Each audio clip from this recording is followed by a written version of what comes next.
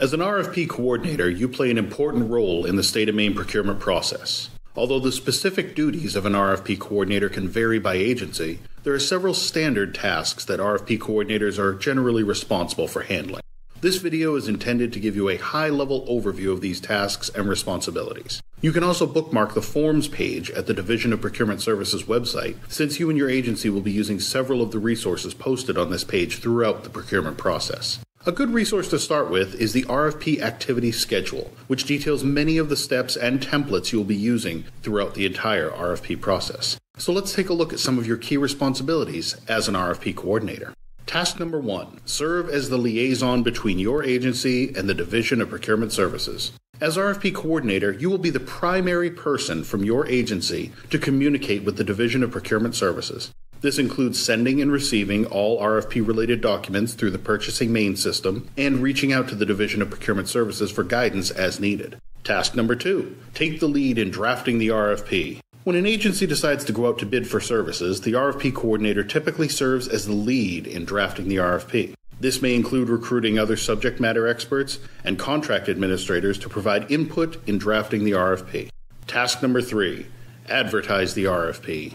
After the RFP is approved by the Division of Procurement Services, you will coordinate the posting of the public notice in the Kennebec Journal. You can find detailed instructions about the public notice and posting process in the RFP activity schedule. The Division of Procurement Services will also post the document on the RFP webpage starting on the first day of the advertisement. Task number 4. Act as the single point of contact with the public throughout the RFP process. Once an RFP is published, the RFP coordinator is the only designated point of contact with potential bidders and other members of the public related to this solicitation. This is an important control to ensure fairness, consistency, and transparency in the RFP process.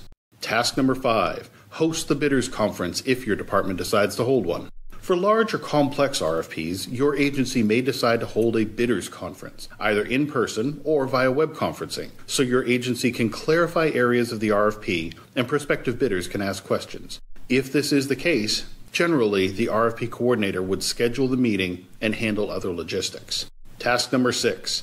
Draft and submit any required amendments. Occasionally, there may be need to amend an RFP. When an amendment is required, the RFP coordinator will draft the amendment using the RFP amendment form. Amendments must provide a description of the changes, as well as any revisions to the language of the RFP. Task number 7. Receive questions from potential bidders and coordinate the posting of responses. The RFP coordinator will be the point person to receive questions from potential bidders and prepare the responses in a question and answer summary. This does not mean that you are responsible for coming up with responses to all the questions. Instead, you will coordinate with other subject matter experts from your agency to draft the responses. If you have any concerns about responding to any question, you should reach out to the Division of Procurement Services for guidance. After the responses are drafted, you will submit the question and answer summary to the Division of Procurement Services through the Purchasing Maine system, and they will post the summary on the RFP webpage. One important rule to remember is that the Q&A summary, as well as all other amendments, must be posted no later than 7 calendar days before the proposal due date. Task number 8. Collect proposals submitted from bidders. Within the RFP document, your agency will specify how bidders should submit their proposals, including whether proposals will be sent electronically or via postal mail. If proposals are submitted electronically to proposals@maine.gov, the Division of Procurement Services will email them to you the day after the proposal deadline. If proposals are submitted via post mail, you should plan to pick them up at the Division of Procurement Services offices the morning after the proposal deadline. Task number 9. Coordinate the review process with evaluation team members. After you have collected all the proposals, you will coordinate the review process with the RFP evaluation team. This process includes both the individual reviews and the team meeting and consensus scoring. During the individual reviews, the Division of Procurement Services strongly recommends that you only send reviewers the sections of each proposal that they will be responsible for scoring. For example, if the cost section will be scored based on a mathematical formula, the evaluation team will not need to review that information during the individual review process. For more guidance on this task, be sure to check out all the resources on the Forms page, including the RFP activity schedule, consensus scoring guidelines, as well as additional videos about the proposal review process. Task number 10, complete the master score sheet and draft the bidder award letters.